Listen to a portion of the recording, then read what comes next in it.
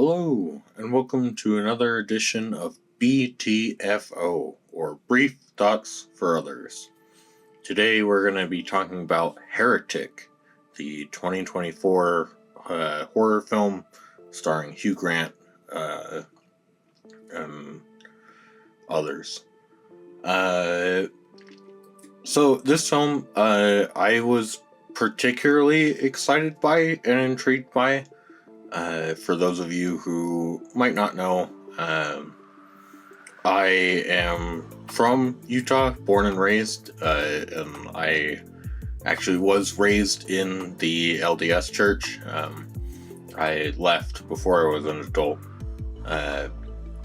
But so the concept of this movie being that Hugh Grant traps a couple of missionaries inside of his house, and challenges their beliefs through like a jigsaw-esque maze. That sounded really good to me. Like, that sounded like a really neat concept that you could do a lot with.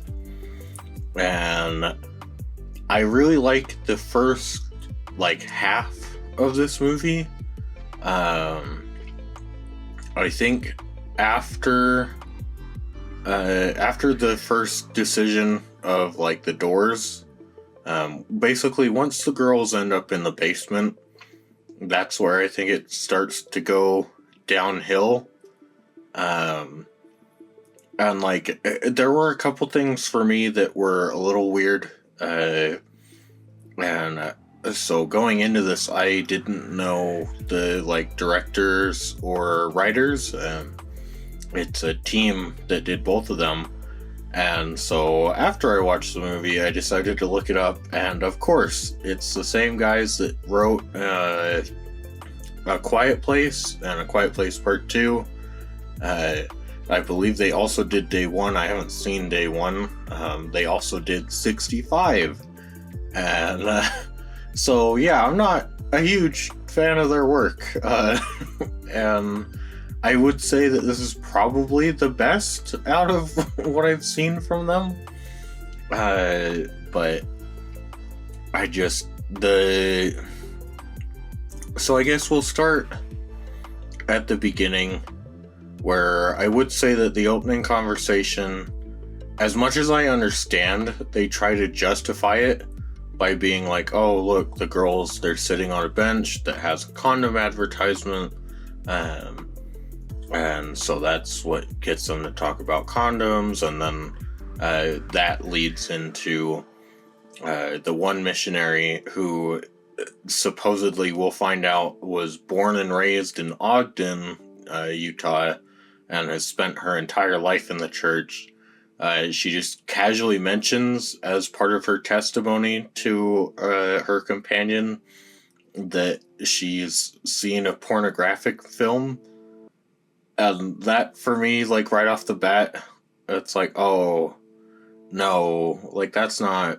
They wouldn't, talk about that. Even if she had, the only time that she would mention that would be, maybe to her bishop. It's not a thing you'd casually mention. But they wanted it in there so that they could have her talk about, this moment that she witnessed, and that'll be reflected in her journey that she goes on through the movie. And it's like, okay, I get it, but I think that you could have done foreshadowing better than that. And you could have gotten that in your movie in a less weird way. But that won't be the last time that they did that. And so then they basically go around town. I don't think we ever actually get a clear location where it's set. Presumably somewhere closer to the East Coast based on their conversation later, but they just sort of they're walking along, going throughout their day. They do have one moment where they find like a group of girls, and they ask if they wear magic underwear, and pulls down the main character's skirt, or at least she'll become the main character, Sister Paxton. And like that does like traumatize her, which was kind of a neat moment, but then it doesn't really go anywhere. Like, it's just to introduce the concept of like, oh yeah, magic underwear would be on their minds, which it's like, not, sorry, but they are like LDS, like, especially given that they're missionaries at this point, like that would probably be constantly on their mind, because they'd be like very much getting used to wearing their garments at that point, because that's not something that you get until you like go on your mission, or at least until you become like an adult, that you like get your garments. I never personally received any because I was out before then, but I would imagine, especially from like my parents, that they're not like that. It takes a little bit to get used to, because they're very light, but it is basically like wearing shorts and a shirt underneath all your clothes. So I would imagine that would be a little awkward. And so it feels kind of weird that the movie felt the need to be like, hey, this is why it would be on their minds. But then they go to Mr. Reed's house, played by Hugh Grant, and I really like him in this role. I think Hugh Grant is one of those actors that really goes above and beyond for like every role that he's in. At least I'm not super familiar with his work, but like The Gentleman, Dungeons and Dragons, Operation Fortune, and this, like he does a really good job in all of those. I really like him as an actor. But so he ends up inviting them inside because it's storming outside, which, yeah, in the grand scheme of things, it's one where it's like, oh, so that was convenient for his plan, because his plan wouldn't have worked if it wasn't raining outside, which is a big problem that I end up having with this movie, is that like a lot of it is, oh, okay, so like when you factor everything in, that doesn't make any sense. Like that was really contrived. Like it's a good thing that went that way, because otherwise his plan wouldn't have gone to plan. And so they end up going inside, and they start having a chat, and he's telling them that like his wife is making some pie, and I did think it was kind of interesting because they do a lot of things, but they like, at least from my perspective, right, I get that 99% of the like viewing audience for this movie is not going to notice these things, but for me, I noticed some of them were, because they do make a point of, he brings them like a couple of Cokes, which I thought was funny because they're in the like Coca-Cola glass. So he brings them those, and then later he remarks on like, oh, I should have offered you water, word of wisdom and all that, and Sister Barnes says that like, well, the word of wisdom doesn't specifically prohibit soda, but it's just healthier not to drink that, which it's like, well, that's not really the reason, because the word of wisdom says to avoid hot drinks, which obviously at the time that it was written meant alcohol, But a lot of people, especially particularly, because I found after leaving the church that Utah Mormons are a lot more strict on a lot of stuff than Mormons from around the world. That there's kind of a big difference there. But at least around here, a lot of people will extrapolate that out to mean caffeine and like literally hot drinks. Though hot chocolate is an exception. I don't think I've ever encountered someone that had a problem with hot chocolate. But like I know hot teas are one that people won't do, but iced tea is fine. And like as far as soda goes, as long as it doesn't have caffeine, that's super fine. Like trust me, people in Utah love their soda, as long as it doesn't have caffeine. That's why we've got several. I know Fizz is still around. I think there was another one, but they're like these little stores that just sell soda, and I think maybe like cookies. But they're like non-alcoholic bars, pretty much. They're the lamest thing. So, like, yeah, it feels kind of weird that her explanation is, oh, well, it doesn't prohibit soda. It's like, well, why not just give the real explanation that, like, it does, like, that you're not supposed to drink caffeine as part of hot drinks. Like, that if he offered them a root beer or a Sprite, like, that would have been fine.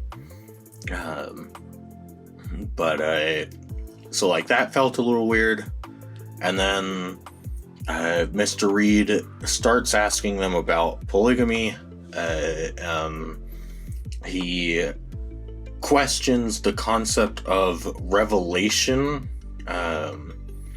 and is like talking about how the church used modern revelation to get rid of polygamy, which that's another weird one, because that's technically not true. That's actually the FLDS church, or the Fundamentalist Latter-day Saints, the ones that still practice polygamy, and their leader is in jail for being a pedo. They broke off because the church, I believe the prophet came out with I forget what the proper word is for it, but it was a notice basically saying, hey, we're not doing polygamy anymore. It was not a revelation, which is why the fundamentalist LDS church, or the ones that still practice polygamy, that's why they still practice it, is because they go, well, like, God never told us not to. Like, the church was just cowering down because the U.S. law at that time was that no, polygamy is illegal. And so that was one of Utah's struggles for statehood, was trying to prove that, like, hey, look, we don't do that anymore. And so it does feel kind of weird that he questions modern revelation in that sense. And then he also questions, he says that he fears Joseph Smith may have used it to justify his affairs,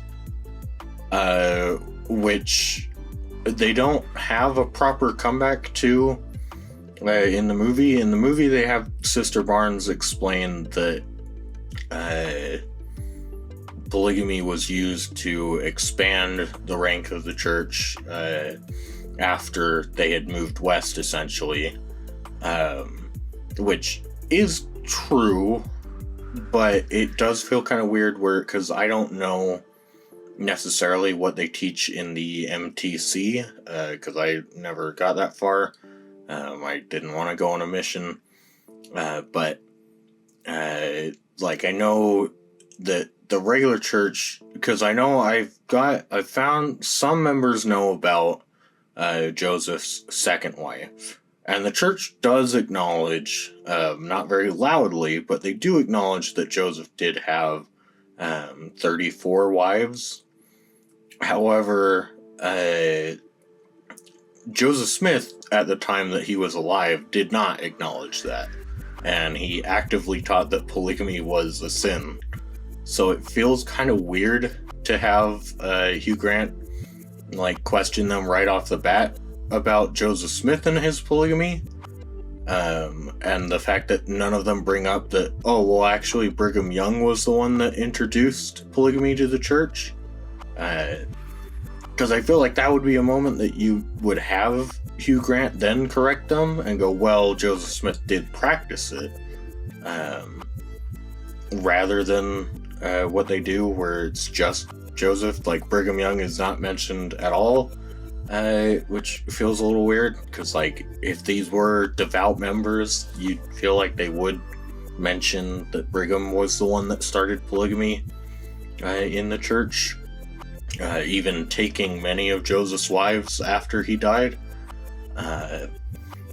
But so that felt a little weird. And then right after that, they move into a conversation about fast food, which, again, they had a couple weird choices where, because it's Sister Paxton that answers, and so she's from Ogden, Utah, and she's giving this list of like fast food, and she puts Burger King at the top, and then I'm gonna get the order wrong, but it's like Wendy's, Carl's Jr., which she then has to classify it or clarify is called Hardee's on the East Coast, In-N-Out, and then I forget what the other name for it is, but Checkers, which, so Checkers is really weird because I don't, like, I've lived in Utah all my life. I don't know that I've ever been to a Checkers. I don't actually know, like, if we have one. But then I forget what other one. I feel like there are probably McDonald's, and then she mentions Jack in the Box, which she puts at the last, and they have Sister Barnes go, oh, but they serve breakfast all day. Now that one is really weird because Utah, I do know for a fact, currently has 2 Jack in the Box. We have one in Salt Lake and then one in, I think, Layton, maybe Syracuse area. But they've only been introduced within the last year. So that one feels like a weird, like, it probably wouldn't even be on her list. Like, she shouldn't really mention that. And it's like, In-N-Out makes sense because that's one that we do have locally and is quite popular. But like Chick-fil-A is also really popular around here. Little Caesars, KFC, which originated in Utah, that's really popular around here. Arctic Circle is another one that I think may have started in Idaho, but I know it's really popular around here because they have fry sauce, whereas a lot of restaurants don't. And we really like our fry sauce. Fry sauce is great. Other states should really start adopting it. But so that whole like little conversation to me, as much as I like a lot of the points that are being made in it, it does feel really weird that like it doesn't feel like they consulted anyone like from Utah about that. And it's like, it couldn't have been that hard to like hire someone from Utah to consult on your script. But so like that feels kind of weird. And then they end up like he says that they have to follow him further into his house to meet his wife, and so they decide that they're gonna try and leave. And that's when they realize that they make up an excuse that they're like getting a phone call, and then they realize that like the metal in the walls and the ceiling is stopping their phones from working, and the door is locked, so they can't get out, and they don't have the key to their bike lock, which is another point that will come up later. But so then they go to Mr. Reed, and he explains that, like, no, the door won't open, that it's on a lock timer, and so unfortunately the front door won't open. But if they need to leave, they can go out the back of his house, and he's got two doors in this, like, little, it's like half a library, half a, like, church setup. And so he explains to them that, like, no, you can, like, leave if you want. And then he also drops to them that, like, you don't have to lie. Like, I know you didn't take a phone call. Like, I asked you about the metal in my walls and ceilings, and you said you were okay with that. So we both know you didn't take a phone call. But if you want to leave, you're more than welcome to. And so then they kind of, they have to go along with him, and he gives this whole big spiel about iterations. Basically, his conclusion is that every religion is pretty much iterative, or at least the big three religions are iterative of a really old story that we're not sure where it came from, but of, like, a messiah figure born to a virgin, performs miracles, dies and comes back to life, and that his, like, which it does lead to kind of a funny moment where I was not expecting this, where Hugh Grant says that, like, now they've all been iterating into what?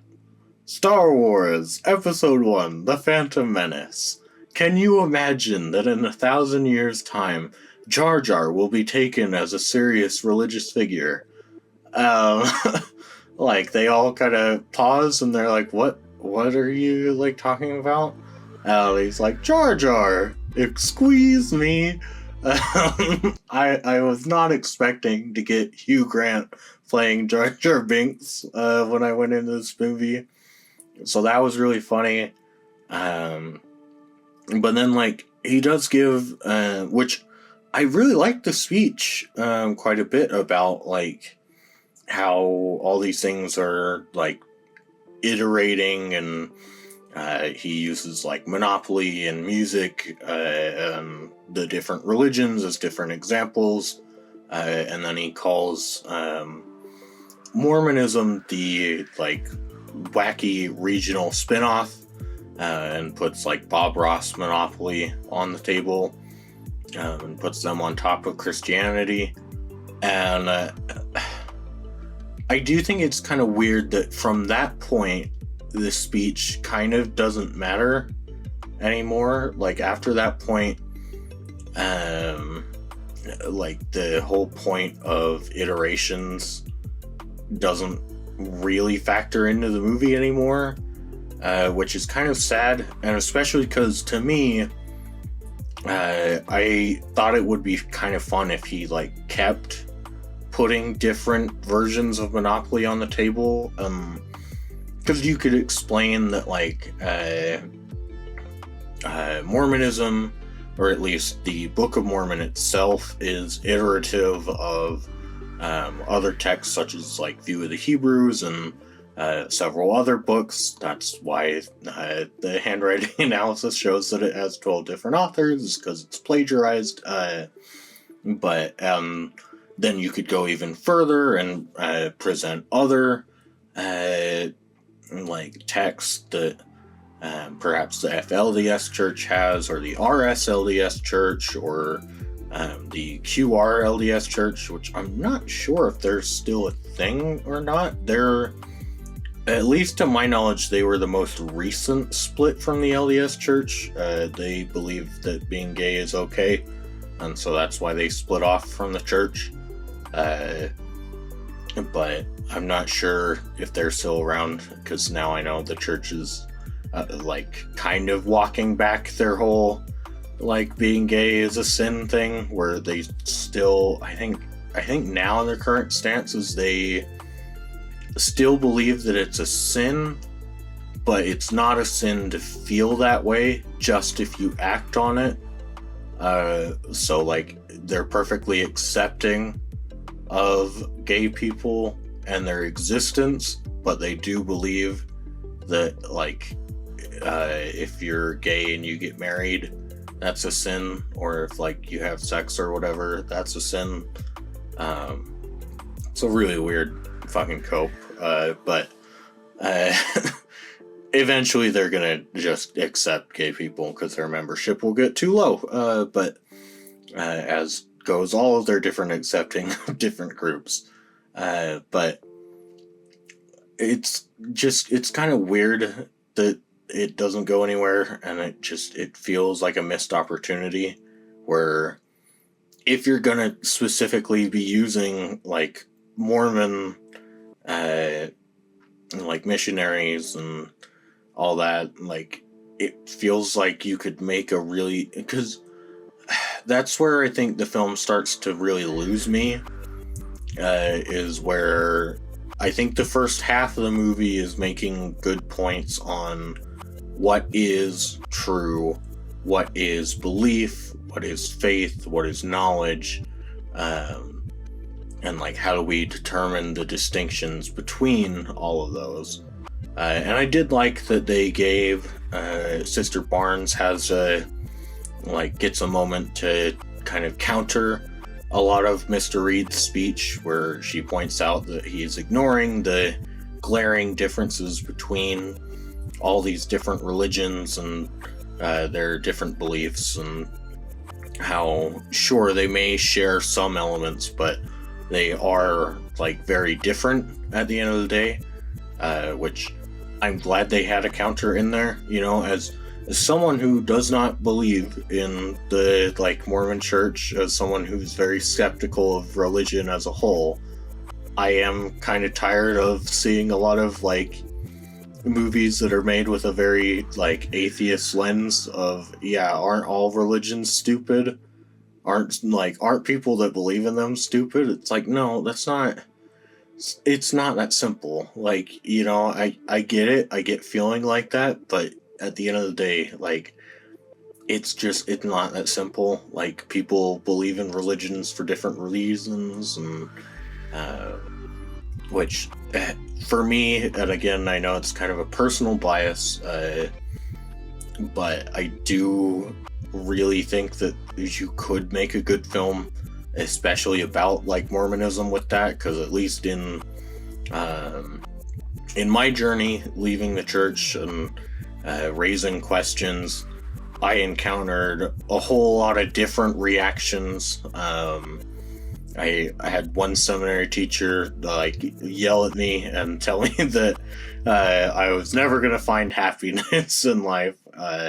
I'm sure that guy's very happy in his life. But then, like, I had another seminary teacher who I ended up quite respecting because he knew about all of my questions and about, like, View of the Hebrews and stuff like that. And he basically boiled it down to that, like, the church gives him a good community and, like, a good value set to raise his family along.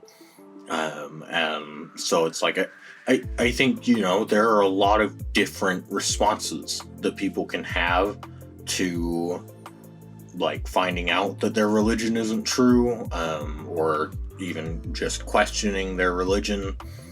But I don't think the film does a really good job of that, and especially because the first choice that Mr. Reed, like, really gives them, is to choose between two doors, one he labels as belief and one he labels as disbelief. And ultimately, because of Sister Barnes, they both go through the belief door, which takes them down to the basement.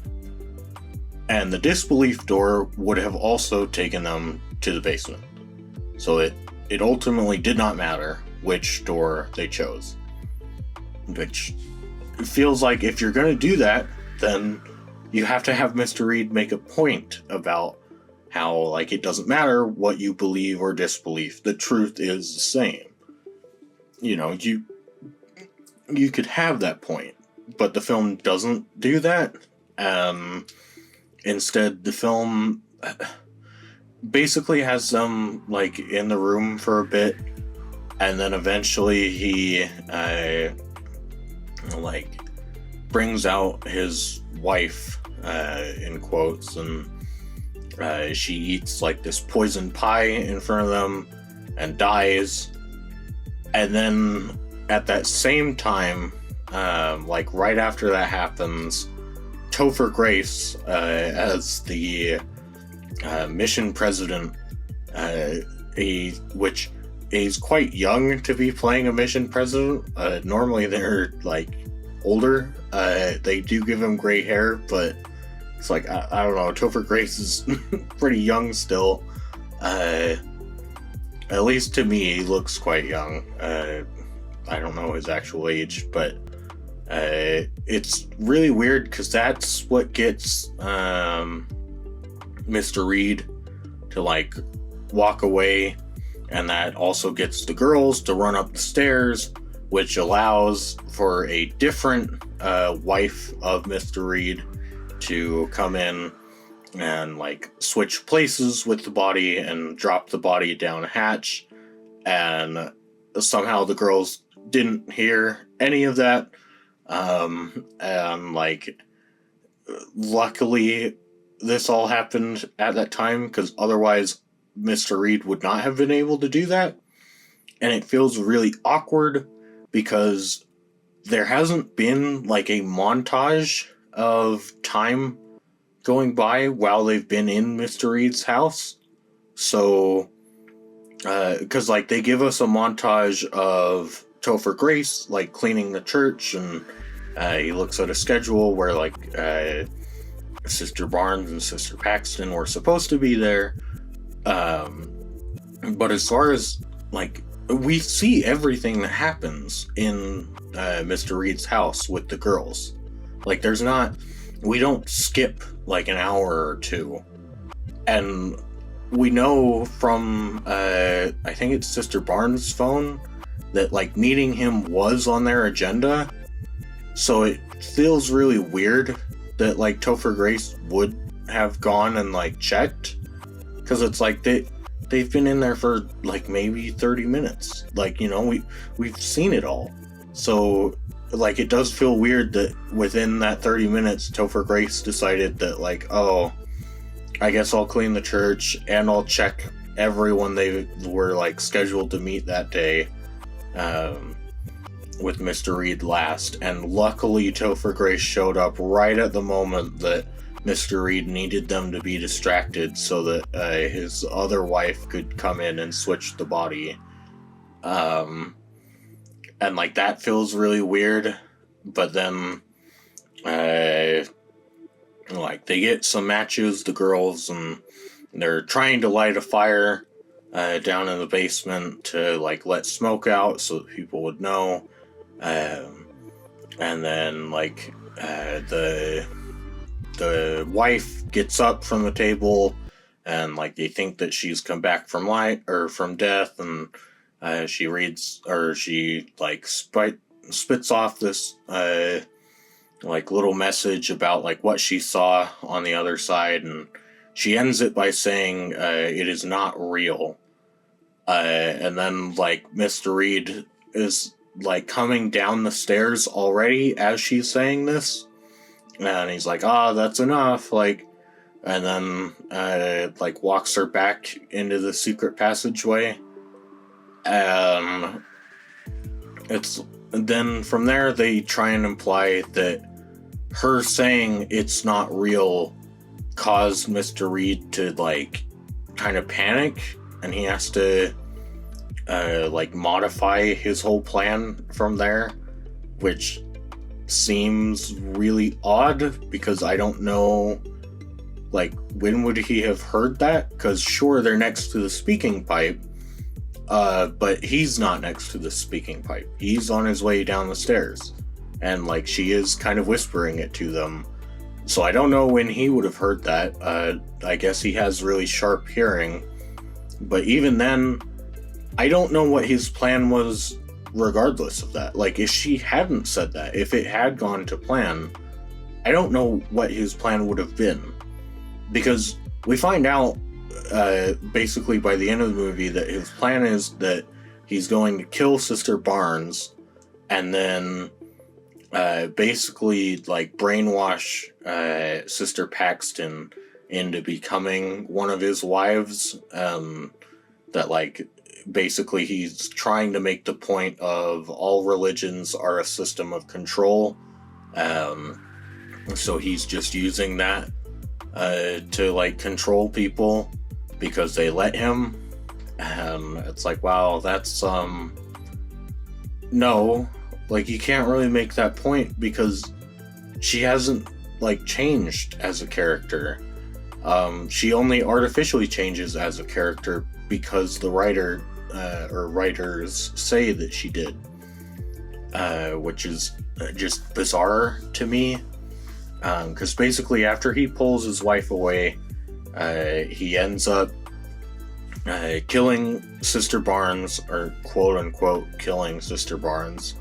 And then he tries to convince Sister Paxton that like, oh, actually, like maybe this is a simulation, and like I think she might have been a robot actually. And he pulls out a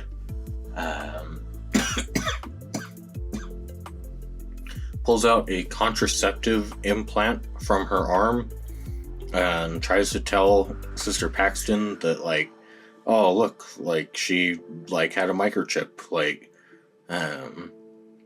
you know, but like if you die, like, because I know you're real, so like if you let me kill you, then you're gonna like go through and you'll see that it's all a simulation, and then you'll come back and like you'll know the truth. She basically calls him on it, and she's like, no, that's not a microchip, that's a contraceptive. Which he then questions, like, oh, do you know many like Mormon missionaries with contraceptives? And that to me was a weird thing where it's like, I get what they're going for, but that to me is one where like abstinence is a really big thing in the church.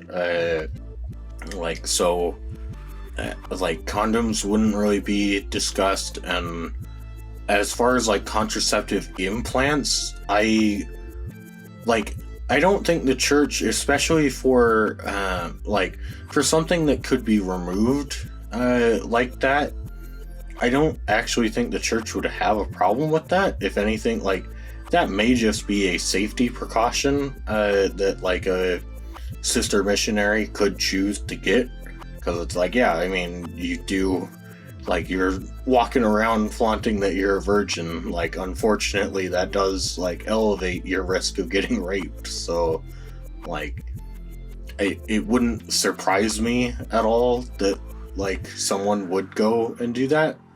And there's nothing like, as long as it was a temporary thing. Now, I don't know too much about female contraceptives, but at least from the way the movie presents it, it seems like that would be a very like temporary thing. And so I don't think the church would actually have a problem with that, which is kind of weird because the way they present it, they kind of present that like, oh, well, like, wouldn't the church have a problem with this? So like, wouldn't you, like, shouldn't you doubt that like maybe she wasn't like as devoted a member as you thought? And it's like, well, no, there are like reasons that she could do that while being a devout member. But so then basically she like goes down, because there's another layer beneath the basement that she discovers, and she goes down there, and like she walks through like two different rooms. I forget what the first one is. It's either like Judaism or Islam, and like it's just like symbols and decorations, and then it leads to a satanic room, which again feels really weird because it's like, well, hold on, like if Mr. Reed's drawn the conclusion that none of these religions are real, then why the hell would he have a satanic room? Like, that just feels like the kind of thing that they throw in there because, like, ooh, like, that'll scare religious people, won't it? Satanic panic. It's like, yeah, but that's cringe. Let's not do that, actually. And so then she goes into the last room where he's got like 4 or 5 like wives all in cages, that like he's like slowly giving them water, food and stuff, and then he like gives a speech about how all religion is control, or whatever. Then in a really awkward and clunky way, she gets him to say magic underwear, which was their keyword, and so then she stabs him in the throat, and she like runs out of there and runs back down into the basement to like try and get Sister Barnes, but like she's still dead or something, and surprise, Mr. Reed shows up and he stabs Paxton in the stomach, and so then like they fall over on different sides of the room, and Mr. Reed like tells her to pray, and then she tells him, haven't you ever heard of the Great Prayer Experiment? It proved that praying does nothing, because they took hospital patients and split them into 2 groups. They had one get prayers and one that didn't. Ultimately, it didn't matter. But I think it's a nice thought that we all pray for each other anyways, even though we all know it doesn't work. I'm just like, no, guys, if you want to have that point in your movie, Mr. Reed has to be the one to say that. Why the fuck would an active missionary, like, you know, like, I don't think she would have heard of the Great Prayer Experiment. But if she had, her conclusion wouldn't be, oh yeah, that is pretty conclusive. I guess praying doesn't work. It would be, no, God didn't want them to find out if praying worked or not. Like, that would be the conclusion. Like, I'm sorry, but we're talking about Mormons here. Like, just to be clear, Mormons didn't believe that we could go to the moon in 1961 because they thought that they would find the people, the 16th century pilgrims that Joseph Smith talked about living on the moon, and that would eliminate the need for faith because they'd be worshiping Jesus. Like, I'm sorry, but there's no way in hell that she would just accept the conclusion of the Great Prayer Experiment off of the bat. And so that seems like a really weird thing to throw in at the end. And then, like, Mr. Reed slowly crawls over to her to try and just, like, kill her now, which feels really weird because it's like, she's just gonna bleed out, man. Like, you don't have to do that.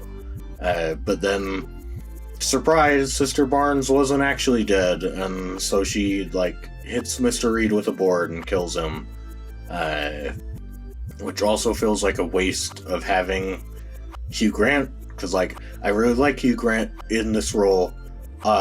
Taking away Hugh Grant's voice at the end of the movie and not letting the villain have, like, a final monologue feels like a real waste. Like, if you've got Hugh Grant, you let that man monologue as much as you can. So she hits him, he dies, and then she falls over and dies again. And then that just sort of gives Paxton the strength to, go upstairs, and she finds that there's, like, a vent that she can crawl out of. And so she crawls out of the vent, and then is, like, walking around, and then she hallucinates a butterfly, uh, on her finger, which she like mentioned earlier that when she dies, she wants to come back as a butterfly and like land on people's fingers, which again to me feels like a really bizarre thing to have a missionary say, because it's not that, you know, at least growing up in the church, like it would be common for people to theorize about like what happens when you die, but the church was pretty clear that like, no, you go to one of the three kingdoms and one of the three levels on each kingdom. Your goal is to get into the highest level of the celestial kingdom so that you can live with God forever. And if you're a man and you have the priesthood, then you can get your own planet and be your own god over that planet. Because Joseph Smith was kind of an egomaniac, and that's what he thought the ultimate goal would be. And like the worst thing that can happen to you when you die is you get banished to outer darkness, where basically your soul gets to float through space for eternity, which, you know, doesn't actually sound that bad to me. It sounds pretty badass, but it feels kind of weird to have like her like actually believe in like reincarnation, because we're supposed to believe that like she thinks that's like Sister Barnes as the butterfly, and it's like, well, no, I don't. Again, like, I don't think that's what she would believe. Like, she's an active serving missionary. But then yeah, that's it. That's all for the film. I guess I went a little long on this. I mean, I hope you understand why. I hope that this was really detailed. But I guess these will be my quote-unquote brief thoughts for others on Heretic. It's a film that I thought could have a lot of potential, and I like some of the things that it does do. I think it does a lot of things really well, but I also think it does a lot of things really poorly, and that like it's a concept that I wouldn't mind seeing remade at some point. It's kind of a shame that, like, you know, you wasted Hugh Grant. Like, if they make a remake, just fuck it, like, get Hugh Grant in there. Like, I don't care if he's 10 years older at that point. Like, you know, get him in, have him play the same role, because I think that would be a lot of fun. But yeah, in conclusion, I wouldn't really recommend it. I mean, if you're interested, give it a watch. It's not, for me, it's not like A Quiet Place or 65, where I would say absolutely not, stay away. These are some of the worst things ever, despite what people say. Like, this is, at least as far as I've seen these two's like movies, this is absolutely the best of them. It's just kind of a shame that it couldn't have been better, because I think it could have, if they had just tried a little harder and like maybe gotten a consultant. But yeah, that's gonna be pretty much it. So if you've made it this far, I'm really grateful, and I hope that you liked the video. I'll see you next time. Bye bye.